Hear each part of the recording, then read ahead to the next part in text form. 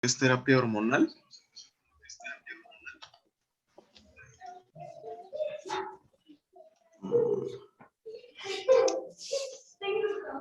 Bueno, primeramente, pues empiezo con esta cita. El sistema endocrino es fundamental para el crecimiento, la maduración y la coordinación del cuerpo humano. Sin embargo, las neoplasias malignas también pueden surgir de los órganos influenciados por las hormonas secretadas por el sistema endocrino.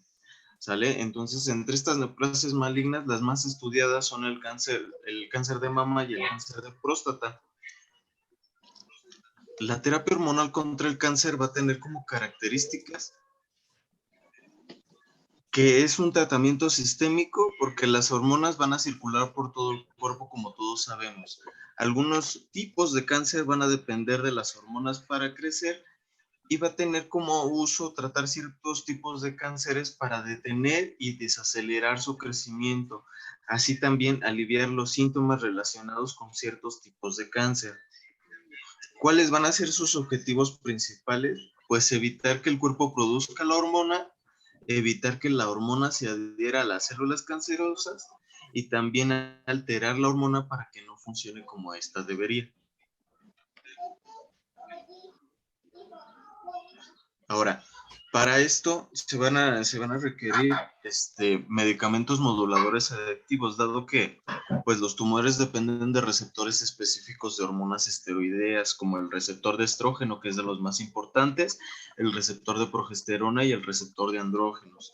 Existen varios moduladores selectivos para este tipo de ¿cómo se llama?, de receptores. A estos les vamos a llamar SERM, o algunos artículos los manejan más como SERM. Y también vamos a tener los moduladores selectivos de los receptores de andrógenos, esos son los ARM, ¿sale? Van a inhibir específicamente la función del receptor, ¿sale? A esto se le va a llamar lo que es privación hormonal o bloqueo hormonal. Ahora, estos son los medicamentos. Los tumores pueden tener diferentes fenotipos, ¿sale? Que pueden ser receptores positivos, estos son los hormonodependientes, ¿sale? Pueden ser resistentes, incluso estimulando primeramente por los agentes antihormona de primera línea. Eso ahorita lo vamos a ver, ahorita se va a ver un poquito más claro. Van a estar los receptores positivos, que son independientes de hormonas, y los receptores negativos, que son también independientes de hormonas. Ahora, toda la terapia, pues vamos a utilizar esta figurita para podernos ubicar. Vamos a ver que pues, durante la progresión de los cánceres dependientes de hormonas, va a haber una interferencia entre los receptores de estrógeno y los receptores de andrógeno, ¿sale? Entonces van a estar compartiendo vías de transducción para llegar a lo que son los, ¿cómo se llama? ¿Sí se ve mi mouse? Sí se ve el mouse, ¿no? Sí. El punto final es llegar al DNA como factores de transcripción para producir estas hormonas o factores de crecimiento, ¿sale? Muchos de los genes codifican estrógenos o para factores de crecimiento polipeptídicos de tipo tirosina. Estos están en la membrana, ¿sale? Esto a esta altura. Entonces, a partir de ahí, las hormonas o los factores de crecimiento pues van a liberar las vías de señalización necesarias tipo quinasa o por lo general sinasas y fosfatasas para llegar al receptor de estrógeno, ¿sale? Entonces, a esta altura, en la membrana, el receptor de estrógeno puede funcionar como receptor para factores de crecimiento mediante la unión de proteínas como la P85, ahí está, ¿sale? También puede suprimir la expresión de otros receptores, por ejemplo, el factor de crecimiento o la terapia, ¿cómo se llama? O la terapia con antiestrógenos puede reactivar la expresión de los, ¿cómo se llama? De los receptores. Entonces, ¿sí se entendió bien eso? O sea, una hormona puede funcionar como factor de crecimiento. Ajá. Eso va a activar vías de transcripción que van a llegar al DNA para liberar hormonas o factores de crecimiento en forma de péptidos. ¿sale? Ahora, cuando se priva por medio de terapia hormonal a las células,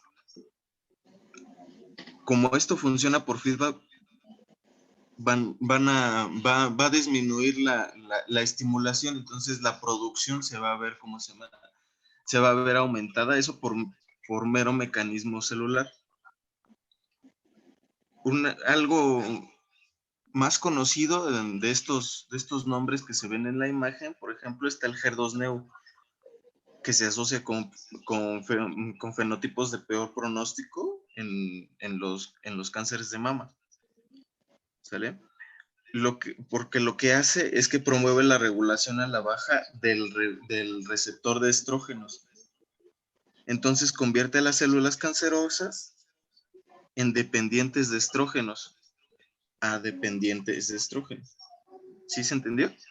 De dependientes las convierte en independientes. Las hace les quita la sensibilidad a los estrógenos. Entonces eso lo vuelve, ¿cómo se llama? Lo vuelve más agresivo. Ahora, otra de las cosas, por ejemplo, del lado de cáncer de próstata, vemos a la interleucina 6. Esa es conocida ¿cómo se llama? En inmunología, porque está asociada a los macrófagos, está asociada a células inflamatorias y por excelencia es la producción de proteínas de fase aguda. ¿Sale?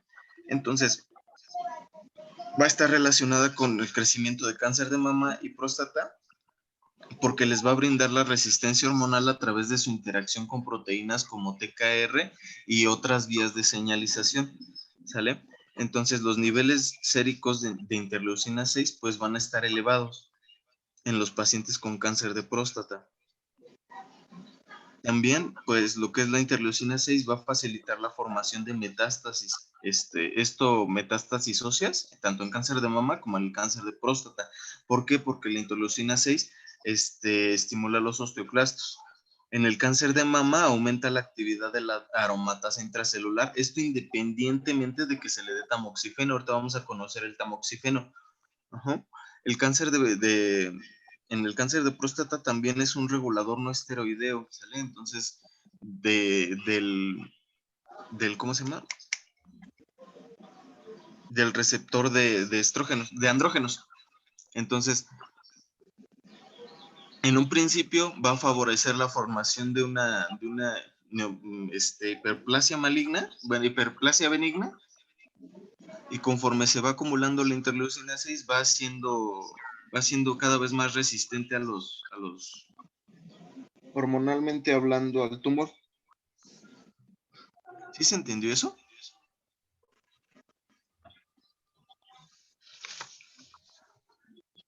Estas serían las dianas terapéuticas. Entonces, lo que se va a buscar es que se prive ¿cómo se llama? De hormonas al tumor hormonodependiente.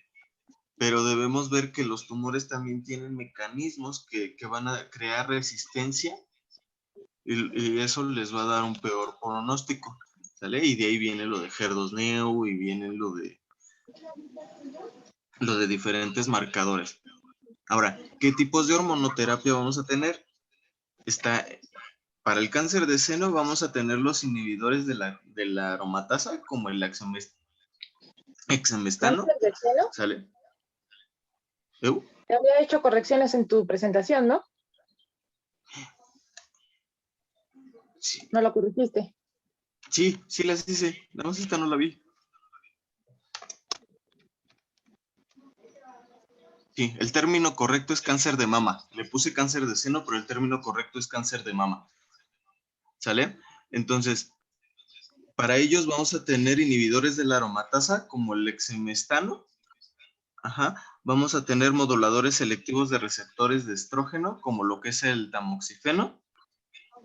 Antagonistas de los receptores de estrógeno, como el fulvestrant. Pero vamos a ver. Agonistas de la hormona liberadora de la hormona luteinizante, como la goserelina. Y también a esto, pues podemos recurrir a cirugía, como lo vimos en la clase anterior, ¿sale? Incluso se puede retirar los ovarios, como es la ovarectomía, ¿no? También en el cáncer de próstata, pues vamos a tener, ahí ya son andrógenos, entonces vamos a tener los antiandrógenos, como la palutamida. Ahí se llama terapia de privación de andrógenos, como se los mencionaba. Algunos inhibidores del citocromo P17, como lo es la viterona y el ketoconazol. Sí, ese que se usa para los hongos es ketoconazol. Agonistas y antagonistas de la hormona liberadora luteinizante, igual como la goserelina, la eutropiona y la tripterina. ¿Sale? También la cirugía para extirpación testicular. Se puede usar la orquiectomía, que también es denominada castración quirúrgica.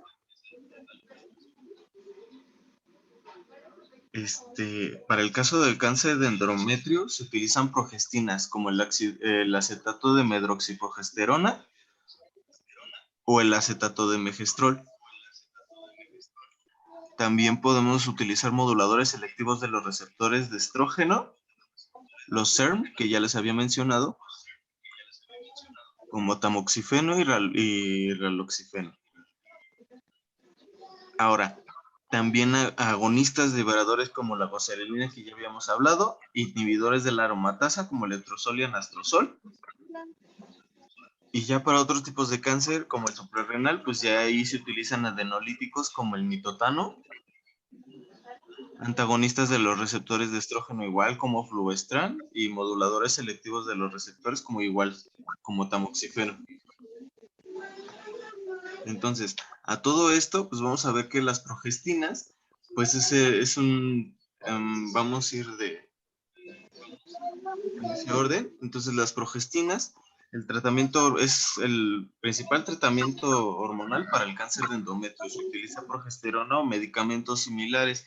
Estos, pues ya lo conocemos, se llaman progestinas, y las dos progestinas que se usan más son ¿cómo se llama? El acetato de medroxiprogesterona, que puede administrarse en forma de inyección o pastilla, el acetato de megestrol, que se administra en forma de pastillo líquido. Lo que hacen estos medicamentos es que desaceleran el crecimiento de las células de endometrio, ¿sale? Entonces,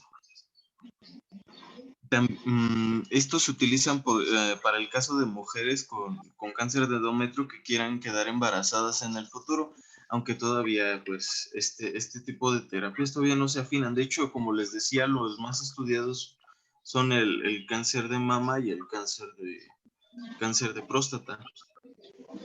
¿Qué efectos pueden tener estos medicamentos? Pues son... esta no es mi presentación.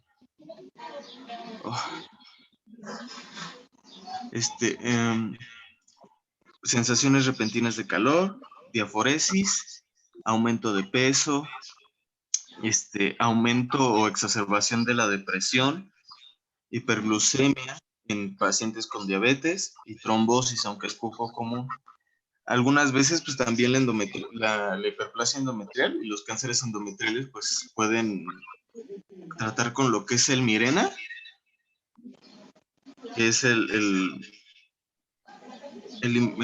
dispositivo intrauterino con levonorgestrel, ¿sale? Y se puede combinar con otro medicamento hormonal como acetato de hidroxiprogesterona o un agonista de la hormona liberadora luteinizante, ¿sale?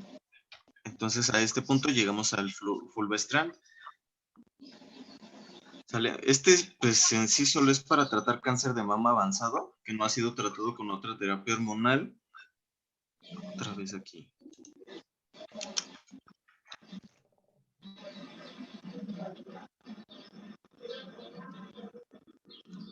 También solo es para tratar cáncer de mama avanzado después de que otros medicamentos no han funcionado, como el tamoxifeno, o también, como les mencionaba, se creó resistencia contra el mismo, o también se utiliza en combinación con quimioterapia, con un inhibidor de la CDK 4A6 o un inhibidor del fosfatidilinosinquinasa para tratar el cáncer metastásico como terapia hormonal.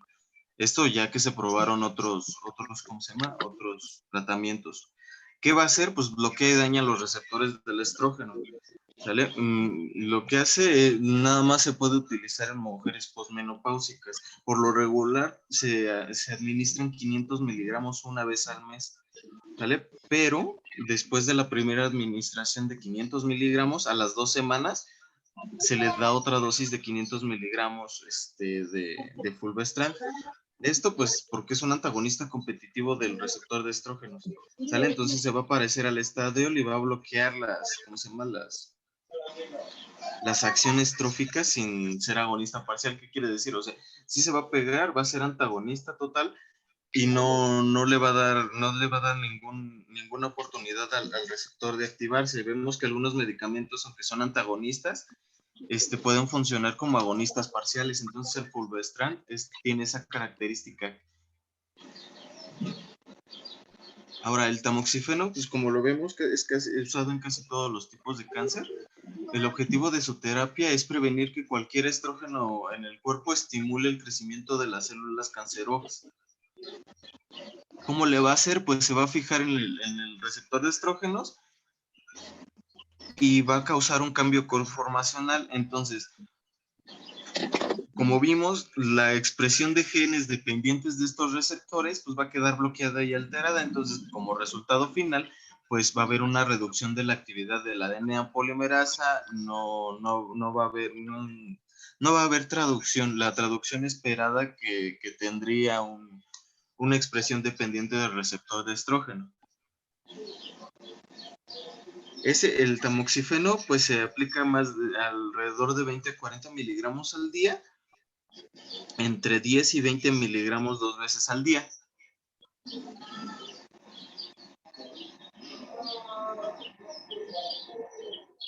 Ahora, también les mencioné mucho lo que es la goserelina, ¿sale? Este es un agonista de ¿cómo se llama? Del receptor de la hormona luteinizante. Son medicamentos que van a reducir la cantidad de testosterona producida por los testículos, ¿sale? Los agonistas de esta hormona se inyectan y se colocan como implantes pequeños dentro de la piel. En el caso del Soladex, que es la goserelina, ¿sale? Cuando se administran por primera vez, estos aumentan brevemente los niveles de testosterona antes de disminuirlos a niveles muy bajos. Este efecto se llama exacerbación, como les decía, como la expresión de estas hormonas depende de un feedback. Cuando empieza a disminuir el estímulo, una reacción natural es que se aumenten estas hormonas y después vayan disminuyendo. Ajá. La goserelina, pues como les digo, pues es un implante, se denomina Soladex, es de 3.6 miligramos, es subcutáneo y se administra cada 28 días.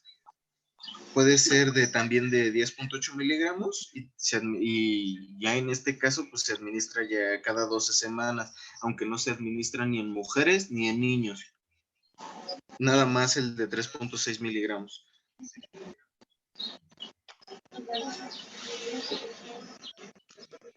Y también, como les mencioné, pues existen los antiandrógenos, la flutamida, la bicalutamida, la nilutamida. Estos pues son medicamentos que también se conectan con los receptores de andrógenos y lo que van a hacer pues es evitar que los andrógenos hagan su efecto, ¿no? Y a fin de cuentas le den ese estímulo de crecimiento al tumor.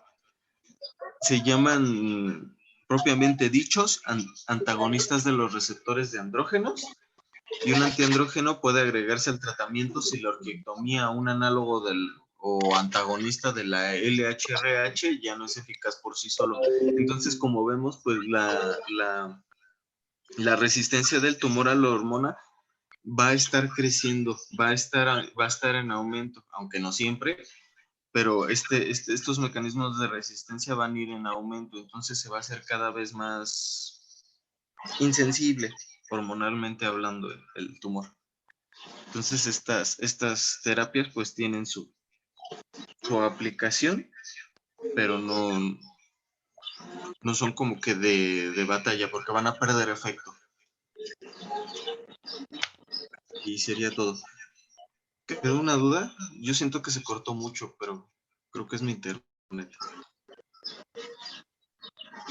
Bien, entonces vemos que la hormonoterapia va a ser el tratamiento que utilizamos en oncología, fármacos que van a modificar las hormonas, ya sea que eviten su síntesis o que alteren sus efectos sobre las células de las cuales son sensibles.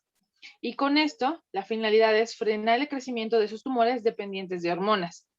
Los principales ejemplos, como lo comentaba su compañera, pues van a ser en cáncer de mama y en cáncer de próstata, que son los principales que tenemos que pueden ser susceptibles. Entonces va a ser muy frecuente que ustedes escuchen ese tipo de tratamientos, como es el tamoxifeno, que cuando ustedes escuchen así, tamoxifeno, inmediatamente tienen que empezar a pensar en cáncer de mama, ¿ok?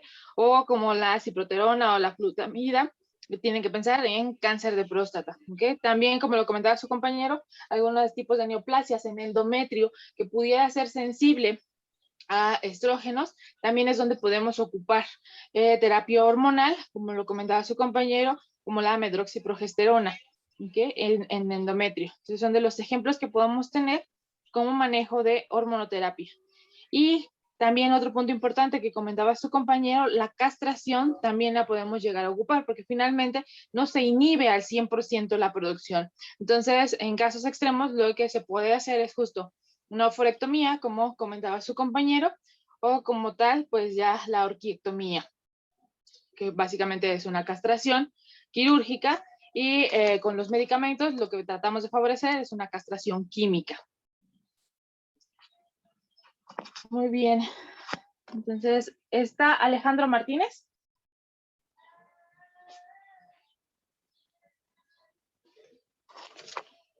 ¿No está?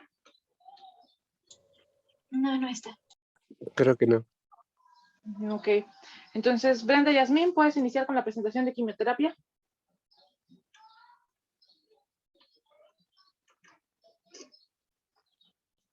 Sí, doctora.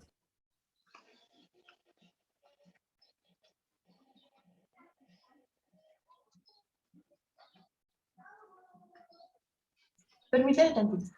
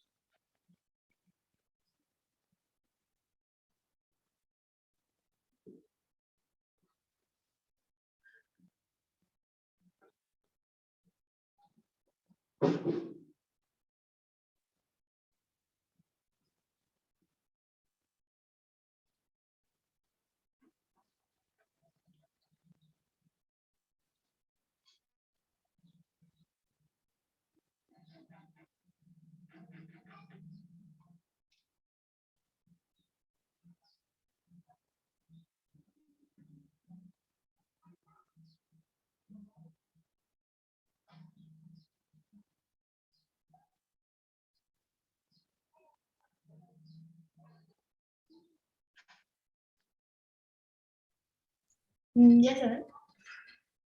Sí. Bueno, es que hay quimioterapia y, bueno, su objetivo como tal va a ser erradicar y controlar el proceso de neoplasia. Bueno, el término de quimioterapia como tal se va a reservar para los fármacos empleados en el tratamiento de las enfermedades neoplásicas y su función como tal es impedir la replicación de las células cancerosas.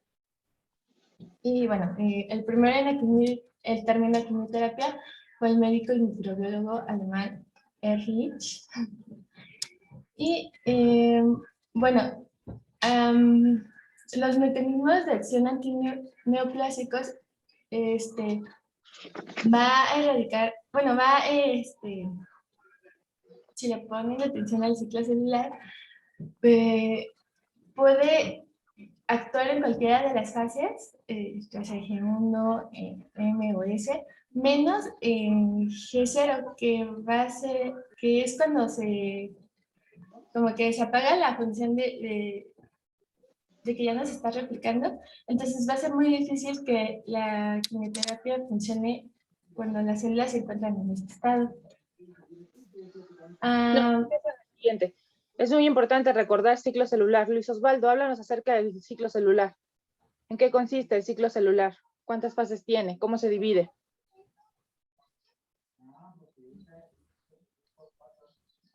¿No está Luis Osvaldo?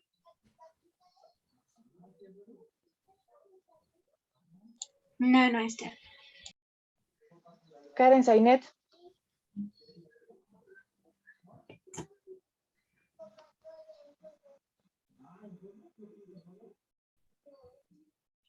Tampoco está.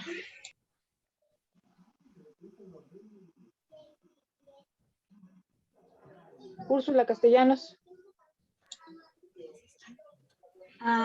Bueno, el ciclo celular se va a dividir en fase G1, que es donde la célula se va a preparar para la división, y también está la fase S, que es la fase de síntesis. Ahí la célula realiza la replicación del ADN,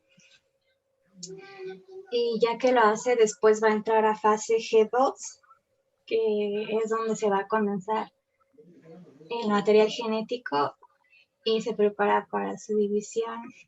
Después de todo eso, sigue la mitosis. La fase G0 es una fase de reposo, donde las células entran en reposo y no se van a dividir. También ¿Y la mitosis? ¿Cómo se divide? la mitosis se divide en profase, metafase, anafase y telofase. Exactamente. Entonces recordemos, hay dos fases en el ciclo celular. Mitosis y lo que es la interfase. Entonces la mitosis es la profase, metafase, anafase, telofase, como lo comentó ahorita su compañera. Y en la interfase es justo la fase G1, S, G2. ¿Okay? Y justo en la fase G0 están inactivas. Hay algunas células, por ejemplo, el sistema nervioso central, que generalmente están así en forma quiescente, que pueden estar inactivas. Entonces ese es un punto importante, porque ahí, como lo dividió su compañera, es justo las fases del ciclo celular en las cuales pueden actuar los diferentes tipos de quimioterapia. Entonces, por eso es importante recordar esta parte del ciclo celular, que es muy importante. Muy bien, continuamos con la presentación, por favor. Y bueno, la cinética tumoral, tras un tratamiento radical como la cirugía o la radioterapia, las células residuales pueden causar una recurrencia incurable. Entonces, la quimioterapia va a actuar como cinética de primer orden o logarítmica, y va a existir una relación inversa entre la va a existir una relación inversa entre la cantidad de células tumorales en el momento de iniciar la quimioterapia y la probabilidad de curación. Aquí en el punto 2 se debe la palabra clave sería en orden logarítmica, ya que se va a poner cierta cantidad de la quimioterapia, pero debemos de ser constantes para que, precisamente como las células han de estar en constante replicación, debemos de tratar de atraparlas, por así decirlo, que estén en la fase G, en cualquiera de las fases, menos en la G0, o que de G0 puedan pasar a la G1 y G2, entonces pueda funcionar la quimioterapia.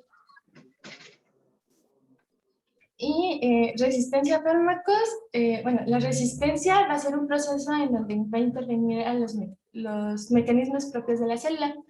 Va a haber reparación del ADN, secuestro del medicamento, va a haber alteración del blanco celular, disminución de la capacitación del fármaco y apoptosis y alteración en los transportadores. Algunos se pueden combinar los fármacos y previene o retarda la aparición de clones resistentes al bloquear varios mecanismos de crecimiento tumoral. Y estos son algunos de los fármacos antineoplásicos. Van a ser agentes alquilantes, derivados del platino, antimetabolitos, alcaloides de la vinca y taxanos, antibióticos e inhibidores de topoisomerasa.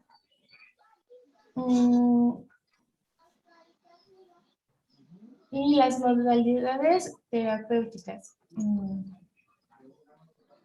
Va a estar la quimioterapia neoadyuvante, que esta va a ser, se administra antes del control local con cirugía, radioterapia. Su finalidad como tal va a disminuir el tamaño tumoral y aumentar las tasas de resección y lograr preservar el órgano afectado. Su ventaja va a ser el control de micrometástasis de forma temprana y su beneficio se mide durante el tratamiento con las respuestas, disminución, aumento o estabilidad del tamaño tumoral. Y quimioterapia adyuvante va a ser posterior a una cirugía completa de tumor o cuando se ha dado radioterapia y no hay evidencia de enfermedad local o sistémica.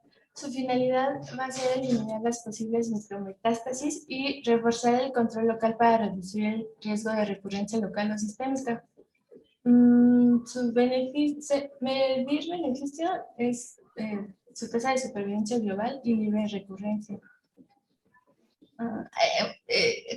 Disculpa, profesora, ¿a qué se refiere con tasa de supervivencia global y libre de recurrencia? Como que no me queda tan claro. Lo que comentábamos en la mañana, la cirugía generalmente va a ser el principal tratamiento para los pacientes adultos. Entonces, cuando vemos que hay márgenes positivos, el dar una quimioterapia adyuvante, que quiere decir posterior a la cirugía, le va a ayudar a eliminar todas esas células. Entonces, al momento de eliminar esas células, disminuye la probabilidad de que ese tumor vuelva a generarse. Por lo tanto, aumenta la tasa de supervivencia de los pacientes y libre de recurrencia, o sea que ya no vuelve a presentar la enfermedad. A eso se refiere. Gracias. Y bueno, la quimiorradioterapia concomitante. El objetivo es actuar en diferentes fases del ciclo celular para que la radioterapia sea más efectiva y la quimioterapia sea radiosensibilizadora. Es decir, vamos a poner la quimioterapia y al ponerla, perdón, vamos a poner quimioterapia y esto va a hacer que la radioterapia sea mucho más efectiva y va a mejorar el control local sistémico y eliminar la micrometástasis.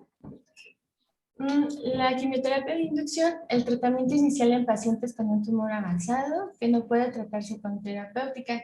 Su finalidad va a ser reducir la carga tumoral para poder proporcionar un tratamiento de control local a los pacientes que logren una respuesta.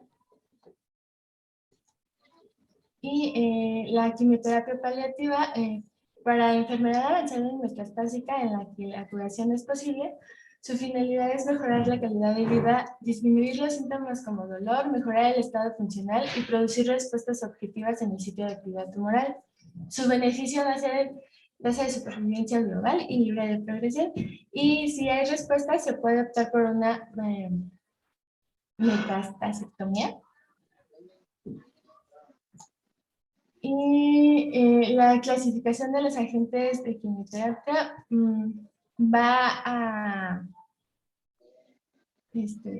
van a actuar de acuerdo al ciclo celular. Por ejemplo, los antimetabolitos van a actuar en la fase 0, los alcaloides en la mitosis, igual que los texanos. ¿Fase 0 van a actuar? La mitosis, ¿no? Mencionaste que los antimetabolitos van a actuar en la fase G0. Quedamos que no, la fase en la fase S. No. En la fase S. La fase Sí, G0 G0. no actúa ni la quimioterapia ni la radioterapia. Acuérdense de esa parte porque es un estado quiescente de la célula. Por lo tanto, no hay replicación.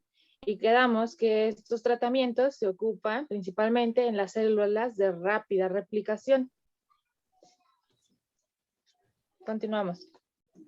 Bueno, los agentes alquilantes van a actuar sobre el ADN, van a incorporar grupos alquilos que van a dar lugar a la formación de puentes inter o intracatenarios con muerte celular. Se va a utilizar en leucemias crónicas, cáncer de pulmón, linfomas de Hodgkin, no Hodgkin, mieloma múltiple, cáncer de ovario, melanoma y geoblastomas. Algunos de estos ejemplos van a ser procesos nitrogenados, alquilosulfonatos, acidinas, nitrosourea y derivados de las tiasinas. derivados del platino van a formar enlaces covalentes con la guanina y adenina del ADN, como los cisplatino, carboplatino, oxaliplatino, y van a actuar en cáncer de pulmón, cáncer de cabeza y cuello, cáncer de esófago y cáncer de estómago. Los antimetabolitos van a inhibir la acción de enzimas relacionadas con la síntesis de purinas y pirimidas. Igual van a actuar en cáncer de mama, de cabeza y cuello, osteosarcoma, leucemias, linfomas, cáncer de pulmón no microcítico, mesotelioma, cáncer de páncreas, vejiga y ovario. Y algunos de los ejemplos de fármacos son los antifolatos, análogos de las pirimidas, análogos de las purinas y análogos de las adenosinas. Y las inhibidoras de la topoisomerasa van a modificar la estructura terciaria del doble hélice del ADN sin alterar la secuencia de nucleótidos.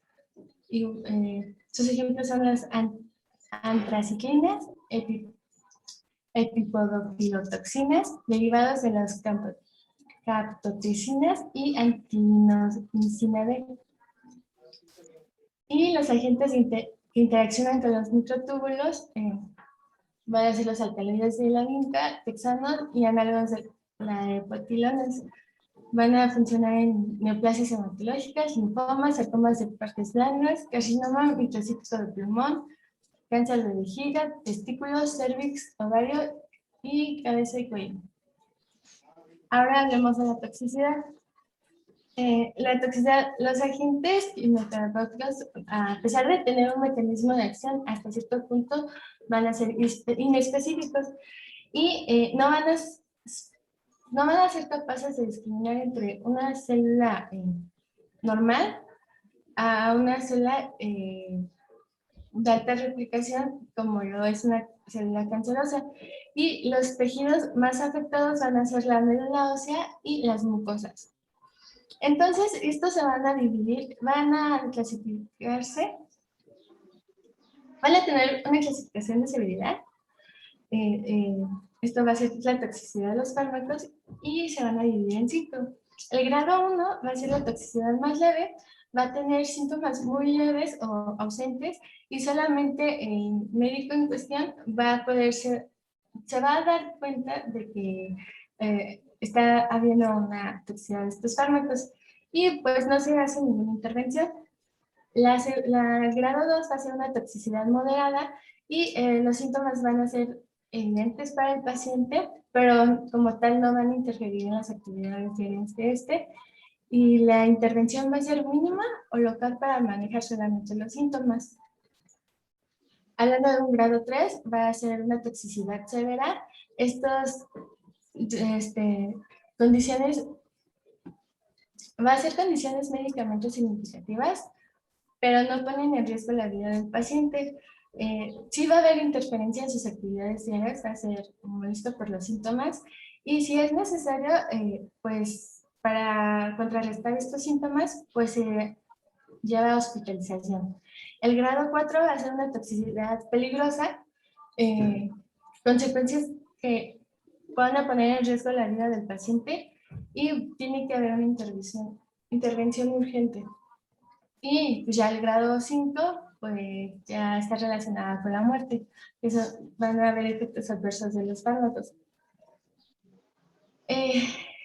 Aquí tenemos una tablita donde nos muestra la toxicidad por órganos. No se las voy a decir todas, pero de las que considero yo más que destacan cuando hacemos exploración física, puede ser la boca, en la que vamos a encontrar mucositis, serostamia, gingivitis, candidiasis. La piel, vamos a observar alopecia, estomatitis, eczema gral, hiperpigmentación de la piel y uñas, dermatosis neutrofílica, extravasación, ulceración y vasculitis.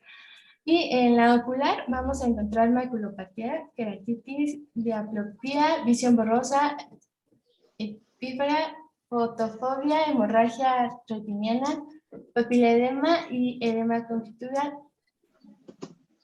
Y la vascular, enfermedades veno-oclusivas, síndrome de Buschire, fenómeno de Raynaud, trombosis microangiopática y enfermedad tromboembólica.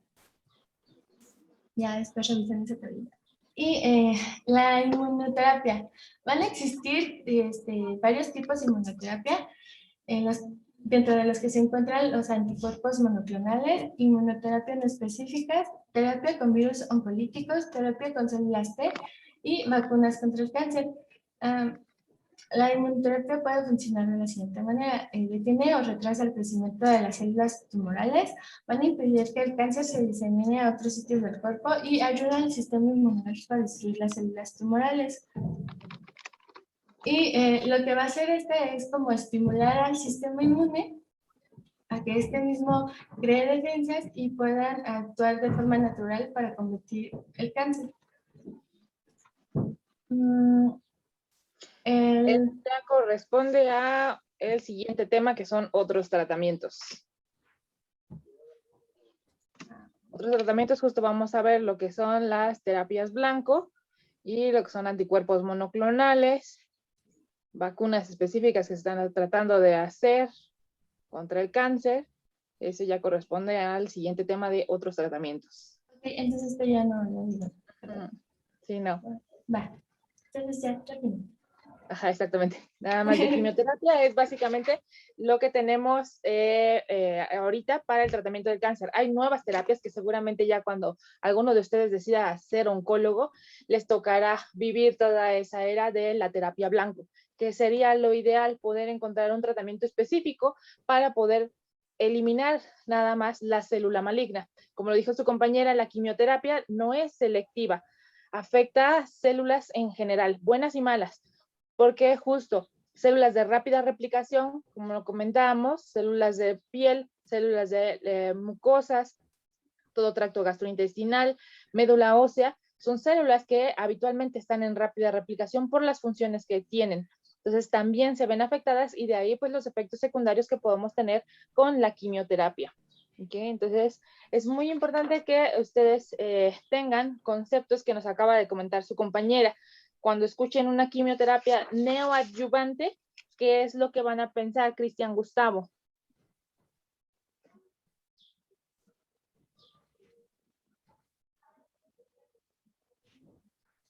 ¿Ya no está Cristian Gustavo? No me activo.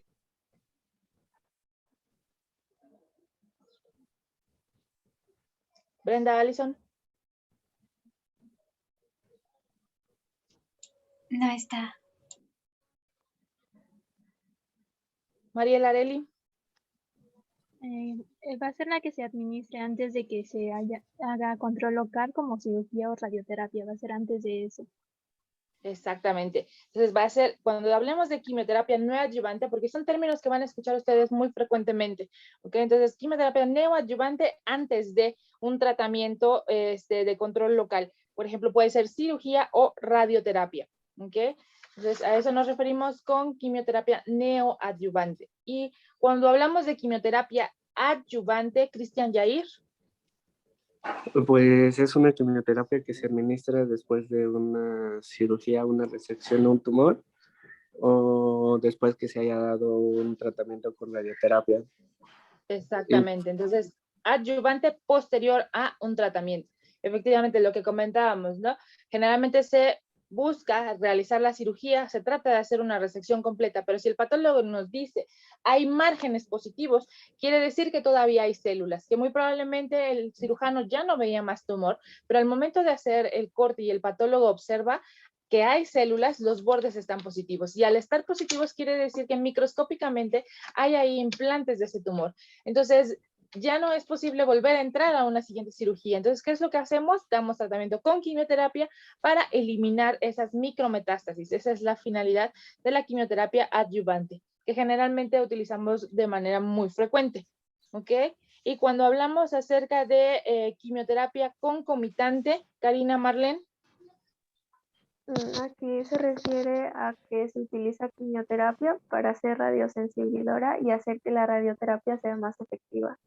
Exactamente, entonces justo es radiosensibilizante, ¿ok? Entonces hay medicamentos, por ejemplo, como la vincristina, que podemos dar de manera semanal junto con el manejo de la quimioterapia. O a veces que les ponemos el carboplatino de manera en conjunto con la radioterapia, y eso hace que el tumor se vuelva mucho más sensible y que la radioterapia sea mucho más efectiva. ¿De acuerdo? Entonces a eso nos referimos cuando hablamos de una quimioterapia concomitante. Y en cuanto a la quimioterapia de inducción, Abigail Ángeles. No está, doctora. Armando Javier. Claro, va a ser, este tipo de quimioterapia va a estar dado para el tratamiento inicial de un tumor avanzado. Y bueno, también puede tratarse con otro tipo de terapéutica, pero al final va a tener la finalidad de reducir esa carga tumoral, ¿no? Exactamente, entonces es un tumor muy grande que el cirujano dice es inoperable, que o sea, no es susceptible porque puede poner en riesgo la vida al momento de tratar de resecarlo. Entonces, ¿qué se hace? Se da una quimioterapia de inducción. Generalmente puede ser que no se dé la quimioterapia completa, porque también al momento de dar el esquema completo de tratamiento de la quimioterapia puede ocasionar una lisis tumoral muy alta y ocasionar problemas al paciente. Entonces se da una quimioterapia de inicio, por así comentarlo, ¿okay? Que induce esa destrucción, pero de manera paulativa, y al momento de que se reduce ese tumor, puede ser más accesible para el cirujano, y después la cirugía curativa como tal. Y cuando hablamos de quimioterapia paliativa,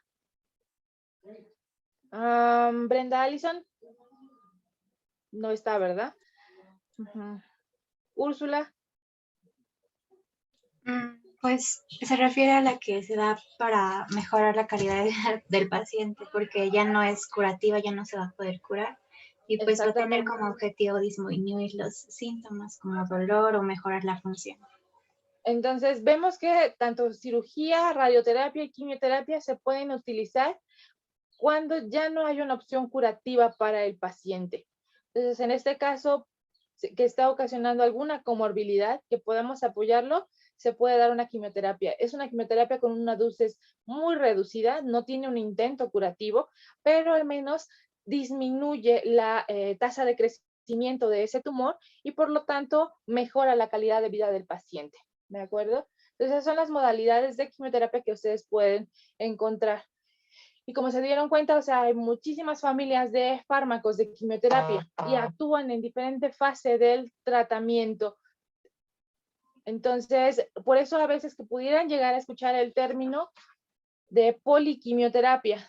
Se dan cuenta, más adelante veremos con cada tipo de tumor, pocas veces utilizamos un solo fármaco como parte del esquema de quimioterapia. Generalmente utilizamos varios fármacos con diferentes mecanismos de acción, por eso es la importancia de ver ese ciclo celular, en qué fase están actuando, para armar un combo, por así decirlo, que bombardea a esa célula maligna en todas las fases de la replicación celular. Y al momento de hacer esto, tiene menos probabilidad esa célula de sobrevivir. De lo contrario, si solo se da monoterapia, como lo vimos en la historia de la oncología, que fue la historia de Farber, que nos enseñó cómo las leucemias se volvían resistentes a un solo fármaco y por lo tanto ya no tenía ningún efecto y se presentaban las recaídas. Eso es lo que nos ha enseñado la historia. Por lo tanto, la modalidad es buscar diferentes fármacos que actúen en diferentes fases del ciclo celular y armar ese combo. Obviamente se tiene que ver en cuanto a la dosis, qué dosis está recibiendo para que no sea tóxico para el paciente. ¿De acuerdo? ¿Alguna duda que tengan de los temas? Bien, la presentación de quimioterapia. No, doctora. No, doctora. Muy bien, entonces nos vemos el próximo lunes con los siguientes 4 temas. Dentro de otros tratamientos ya les dio ahí una pista su compañera que ya empezó a hablar acerca de esto. Principalmente vamos a ver todo lo que es terapia blanco, ¿okay? Lo que se está haciendo con los anticuerpos monoclonales, que básicamente son el futuro de la oncología y que se está apostando por eso. Tratar de disminuir la toxicidad dando un blanco terapéutico a estas células. Y en algunos casos ya se ha logrado, en otros casos aún no es posible debido a la compleja situación del cáncer a nivel celular. Se dan cuenta, estas células crean muchos mecanismos y pueden evadir todos los fármacos que se puedan crear. Entonces, lo que se está buscando es justo una bala mágica que pudiera ayudarnos contra el cáncer. En cuanto a las repercusiones psicosociales al momento del diagnóstico, tenemos que ver todo ese trasfondo psicológico de un paciente al momento de tener un diagnóstico como tal en cáncer. No es sencillo tanto dar la noticia como recibirla. Entonces tenemos que ver esa parte, cómo se afecta el paciente al momento de estar recibiendo su tratamiento, cómo cambia su dinámica familiar y su dinámica social. En cuanto al seguimiento y control del paciente con cáncer, eso es cuando ya superamos esa parte del tratamiento, lo que llamamos los sobrevivientes del cáncer, ¿qué es lo que sigue? Generalmente terminamos un tratamiento, se dice que está en remisión el paciente y después de ahí no los damos de alta. Hay un seguimiento, porque como comentábamos, todo el tratamiento, tanto la cirugía, la radioterapia, la quimioterapia, tienen efectos secundarios. Entonces, si se realizó una cirugía que fuera mutilante, ¿qué es lo que va a seguir con nuestro paciente, que es dando ese control? Cuando se utilizó radioterapia o quimioterapia, hay riesgos de segundas neoplasias. Entonces, todo eso es lo que vamos a ver. Y ya como tal vamos a empezar a ver lo que son las lesiones premalignas y generalidades del cáncer de piel para entrar ya en los temas individuales de cada tipo de neoplasia. Entonces nos vemos el próximo lunes. Espero sus presentaciones el sábado. Que tengan bonita semana. Gracias, doctor. Igualmente. Igualmente. Gracias. Igualmente.